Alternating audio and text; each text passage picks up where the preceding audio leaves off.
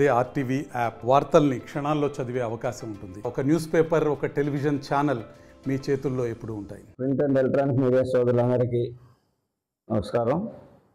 ఈరోజు ముఖ్యంగా press meet, కూటమి ప్రభుత్వం వచ్చిన తర్వాత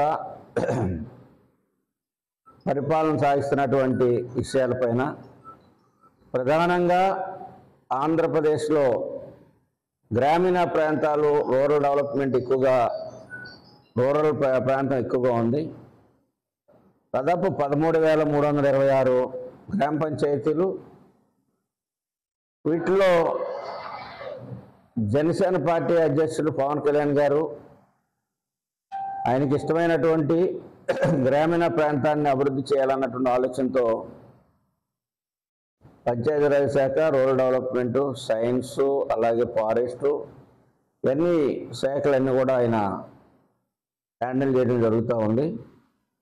దాంట్లో మరుగుపడినటువంటి ఏదైతే మహాత్మా గాంధీ గారు కళ్ళగన్నటువంటి పల్లెలే ఈ యొక్క దేశానికి పట్టుకొమ్మలుగా ఉండాలి, బలంగా గ్రామీణ ప్రాంతాలు తయారైనప్పుడు మాత్రమే అభివృద్ధి సాధ్యమవుద్దని చెప్పారు.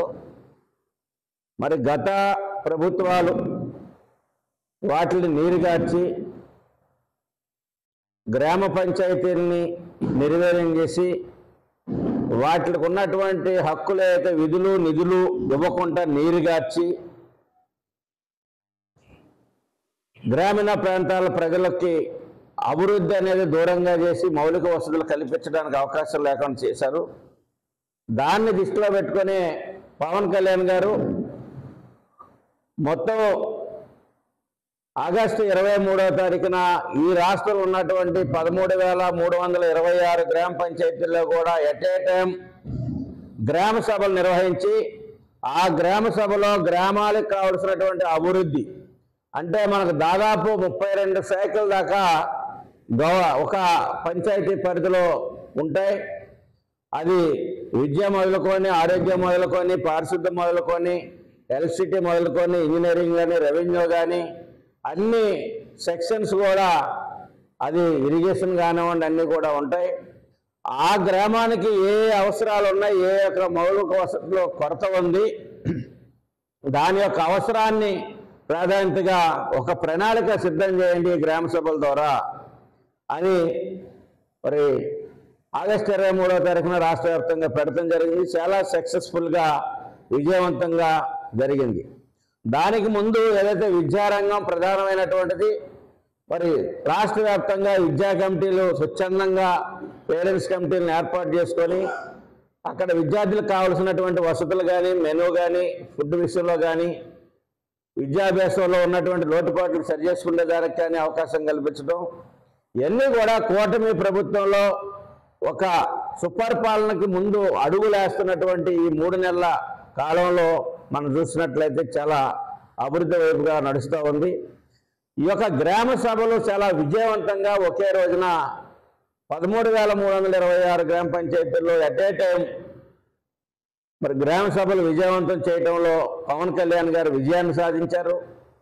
ఒక ఆత్మస్థైర్యాన్ని గ్రామ పరిధిలో ఉన్నటువంటి సర్పంచులు కానీ, స్థానిక సంస్థల ప్రజాప్రతినిధులు కానీ, గ్రామీణ ప్రాంతాల్లో ఉన్నటువంటి ప్రజల్లో ఒక ఆశని నింపి, మా యొక్క ఏరియాలు కూడా అభివృద్ధి చెందుద్ది అనేటువంటి ఒక ఆశని బలంగా నింపినటువంటి రోజు మొన్న ఆగస్టు 23వ తారీఖు. మరి దానిపైన నిధులు కూడా మరి ఎన్ఆర్జీఎస్ ద్వారా కానీ, గ్రామీణ ఇది పంచాయతీరాజ్ శాఖ ద్వారా కానీ వీటి ద్వారా నిధులు సమకూర్చి ఇవ్వటంలో, అదేవిధంగా మనం చూసాం ఆగస్టు 15 జెండా ఆవిష్కరణలకు కూడా కనీసం దిక్కులేనటువంటి పరిస్థితిలో 100 రూపాయలు మైనర్ పంచాయతీకి, మేజర్ పంచాయతీ 250 ఉంటే మైనర్ పంచాయతీకి 10,000 రూపాయలు, మేజర్ పంచాయతీకి 25,000 రూపాయలు చేసి ఆగస్టు 15 ఒక విలువల్ని, వారి యొక్క స్ఫూర్తిని ప్రజలకు తెలియజేసే విధంగా కార్యక్రమాలను ఘనంగా చేయమని చెప్పేసి గ్రాంట్ని కూడా రిలీజ్ చేయడం చూసాం. ఈ విధంగా పవన్ కళ్యాణ్ గారు ఏదైతే జనసేనను నమ్మి, కూటమిని నమ్మి ఆంధ్రప్రదేశ్ ప్రజలు ఇచ్చినటువంటి అవకాశాన్ని ఎక్కడా కూడా ఒక్క నిమిషం కూడా వృధా చేయకుండా వారి యొక్క పనిలో నిమగ్నమై మరి ప్రజలకు మనం సేవ చేయాలి, ప్రజలకు పని చేయాలి అనేటువంటి దీంతో వాళ్ళు పనిచేస్తూ ఉన్నారు. ఎందుకంటే గతంలో మేము కూడా సర్పంచులుగా ఉన్నాం. మరి ఏదైతే అక్టోబర్ 2, ఏప్రిల్ 14న గ్రామ సభలు నిర్వహించడం అనేది మొక్కుబడిగా సాగాయి. మరి అదేవిధంగా గ్రామ సభ ద్వారా ఆ గ్రామంలో ఉన్నటువంటి సమస్యలన్నీ ఒక చోట కూర్చొని, అది ప్రతి నెలైనా గ్రామ సభ వేసుకోవచ్చు, 3 నెలలకైనా ఒక గ్రామ సభ వేసుకోవచ్చు. ఆ గ్రామ సభ ద్వారా పబ్లిక్కి ఏ ఆస్తులు ఆదాయం ఏ రకంగా వస్తుంది, ప్రభుత్వం నుంచి ఏమొస్తుంది, కేంద్ర ప్రభుత్వం నుంచి ఏమొస్తుంది, ప్రజల నుంచి ఏమొస్తుంది, ఇవన్నీ కూడా తెలియజేయటమే గ్రామ సభ ఒక ముఖ్య ఉద్దేశం.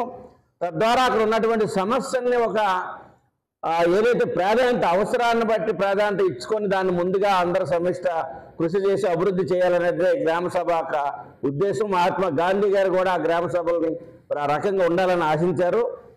ఈరోజు మహాత్మా గాంధీ గారి యొక్క కళలను నెరవేరుస్తున్నటువంటి పరిస్థితుల్లో పవన్ కళ్యాణ్ గారు మరి పంచాయతీరాజ్ శాఖ, రూరల్ డెవలప్మెంట్ మరి అన్ని ద్వారా ఈ రోజున అభివృద్ధి చేస్తూ ఉన్నారు.